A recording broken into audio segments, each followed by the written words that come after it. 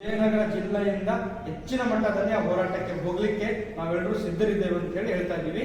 ಅದರ ಜೊತೆಗೇನೆ ನಾವು ಇಷ್ಟೆಲ್ಲ ರಾಜ್ಯ ವ್ಯಾಪ್ತಿ, ಜಿಲ್ಲಾ ವ್ಯಾಪ್ತಿ, ತಾಲೂಕು ವ್ಯಾಪ್ತಿಗಳಲ್ಲಿ ವಿಭಿನ್ನ ರೀತಿಗಳಲ್ಲಿ ಧರಣಿ ಸತ್ಯಾಗ್ರಹಗಳು ಮತ್ತೆ ಅಹೋರಾತ್ರಿ ಧರಣಿ ಉಪವಾಸ ಸತ್ಯಾಗ್ರಹಗಳು ಮಾಡಿದ್ರೂ ಸಹ ಈ ಬಂಡ ಸರ್ಕಾರಕ್ಕೆ ಕಿವಿ ಕೇಳಿಸಲಾರದೆ ನಮ್ಮ ಸಮಾಜವನ್ನ ನಿರ್ಲಕ್ಷ್ಯ ತೋರಿಸ್ತಾ ಇದ್ದಾರೆ.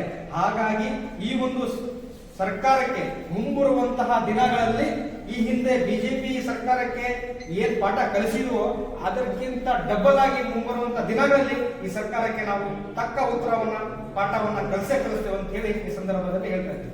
ಸರಿ, ಹೋರಾಟದ ಮೂಲ ಅಜೆಂಡೆ ನಮ್ಮ ಮೂಲ ಅಜೆಂಡಾ ಅಂತ ಹೇಳಿದ್ರೆ ಸರ್, ಇವತ್ತು ನಮಗೆ ಇವತ್ತು ABC ಅಂತ ಹೇಳಿ 3 ಗುಂಪುಗಳನ್ನಾಗಿ ವಿಂಗಡಣೆ ಮಾಡಿದರೆ ಅದರಲ್ಲಿ ನಮಗೆ ಇವತ್ತು 5% ಕೊಟ್ಟಿದ್ದಾರೆ.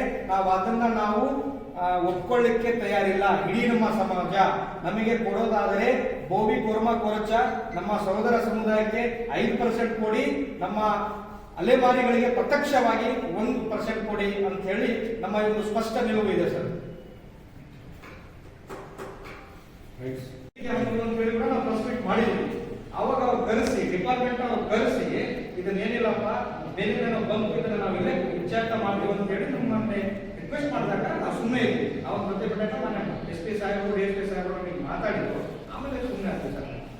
ಹಾಗಾಗಿ ನಾವು ಇವತ್ತು ಹೇಳೋದಷ್ಟೇ ಸರ್, ಇಷ್ಟೆಲ್ಲ ರಾಜ್ಯದಂತ ಹೋರಾಟ ಮಾಡಿದ್ರು ಕೂಡ ನಮ್ಮ ಸಮಾಜದವರನ್ನ ಕೂರಿಸಿ ಒಂದು 5 ನಿಮಿಷ ಮಾತಾಡುವಂತಹ ಪರಿಸ್ಥಿತಿಯ ಮನೋಭಾವನೆ ಮಾನ್ಯ ಮುಖ್ಯಮಂತ್ರಿಗಳಿಗಿಲ್ಲ ಅಂತ ಹೇಳಿದ್ರೆ ಮುಂಬರುವಂತಹ ದಿನಗಳಲ್ಲಿ ಏನು ಹಿಂದೆ ಸರ್ಕಾರಕ್ಕೆ ಪಾಠ ಕಲಿಸಿದೋ ಅದಕ್ಕಿಂತ 3 ಪಟ್ಟು ಈ ಸರ್ಕಾರಕ್ಕೆ ನಾವು ಪಾಠವನ್ನ ಕಲಿಸ್ತೀವಿ. ಯಾಕಂತಂದ್ರೆ ಚುನಾವಣೆ ಬರೇ ಮೇಲೆ ಕಾಯ್ತಾ ಇದ್ದೀವಿ. ನಮ್ಮ ಕೊಲಂಬ ಬಂದವರು ಅಷ್ಟೇ ಲಾಸ್ಟ್ ಟೈಮ್ ಮೀಸಲಾತಿ ಇಲ್ಲ ಬೇಡ ಅಂತ, ಆಮೇಲೆ ಮೀಸಲಾತಿ ಬಿಜೆಪಿ ವಿಂಗಡಣೆ ಮಾಡಿದ್ರು. ಆಮೇಲೆ ಇವರು ಬಂದ್ರು, ಬಿಜೆಪಿ ಅವರು ಮಾಡಿಕೊಟ್ಟಿದ್ದನ್ನೇ ಮಾಡಿ ಯಾವ ಬಿಜೆಪಿ ಆಗ್ರಹ ಮಾಡಿದ್ರಿ. ಕಾಂಗ್ರೆಸ್ ಕಡಿತ ಮಾಡಿದ್ರು, ಬಿಜೆಪಿ ಅವರು ಕೊಟ್ಟಿದ್ದನ್ನೇ ಕೊಟ್ಟಿರ್ತೀವಿ. ಈಗ ಸುಮಾರು ಕೋಳಿ ಸಮಾಜದಿಂದ ಮತ್ತೆ ಬಂಜಾರ ಸಮಾಜದಿಂದ ಎಲ್ಲ కలిಸಿ 40,000 ಜನಸಂಖ್ಯೆಯಲ್ಲಿ ನಾವು ಪ್ರತಿಭಟನೆಯನ್ನು ಮಾಡಿದ್ವಿ. ಅತಿ ದೊಡ್ಡ ಜನಸಂಖ್ಯೆಯನ್ನು ಸೇರಿಸಿದ್ವಿ. ಅವಾಗ ಸಿದ್ದರಾಮಯ್ಯರಿಗೆ ಬರ್ಲಿಕ್ಕಾಗಲಿಲ್ಲ. ಮಾದೇವಪ್ಪರು ಬಂದಿದ್ರು, ಸಮಾಜ ಕಲ್ಯಾಣ ಸಚಿವರು. ಇದನ್ನು ಯಾವುದೇ ಕಾರಣಕ್ಕೂ ನಾವು ಒಳ ಮೀಸಲಾತಿ ಮಾಡೋಕ್ಕೆ ಬರೋದಿಲ್ಲ, ಎಲ್ಲರಿಗೂ ನಾವು ಅನ್ಯಾಯದ ರೀತಿಯಲ್ಲಿ ನಾವು ಮಾಡ್ತೀವಿ ಅಂತೇಳಿ ನಮಗೆ ಸುಳ್ಳು ಭರವಸೆ ಕೊಟ್ಟು ಅದೇ ಒಂದು ಫೆಬ್ರವರಿ ಮಾರ್ಚ್ನಲ್ಲಿ ಮತ್ತೆ ಅವರು ಒಳ ಮೀಸಲಾತಿ ಮಾಡಿ ಆಗಸ್ಟ್ನಲ್ಲಿ ಅವರು ಒಳ ಮೀಸಲಾತಿಯನ್ನು ಜಾರಿ ಮಾಡಿದ್ರು. ಇದು ಘೋರ ಅನ್ಯಾಯ ಈ ಒಂದು ಸರ್ಕಾರದ ಮುಖಾಂತರ.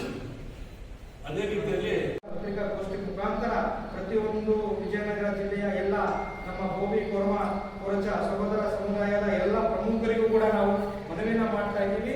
ಹೆಚ್ಚಿನ ಮಟ್ಟದಲ್ಲಿ ಅಲ್ಲಿ ಬೆಳಗಾವಿ ಚಲೋ ಡಿಸೆಂಬರ್ 17ನೇ ತಾರೀಕಿಗೆ ಹೆಚ್ಚಿನ ಮಟ್ಟದಲ್ಲಿ ಬರಬೇಕಂತ ಹೇಳಿ ನಾವೆಲ್ಲರೂ ಕೂಡ ಒಂದು ಮನವಿಯನ್ನ ಮಾಡ್ಕೊತಾ ಇದ್ದೀವಿ.